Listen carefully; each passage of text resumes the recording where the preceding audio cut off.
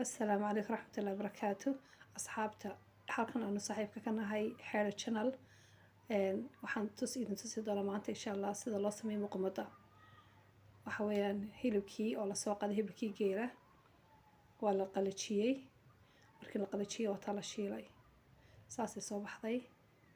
waxaanu afsaaranaynaa maanta fiican imikana timirtii la soo xashay oo halka lagu soo afsaaray waxaa lagu shubayaa muqmadii la soo shiilay imika bacda dusha laga saaray subagina dusha laga shubayaa saani timirtu qoyinba bacda dusha laga saaray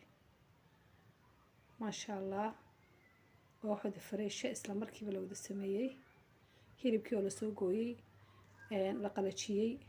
la jarjaray timirtii oo la dhalay wata markiiba la afsaaray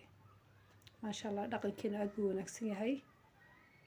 daawasho wanaagsan waxa la soo saaray salool si dusha looga qurxiyo timirta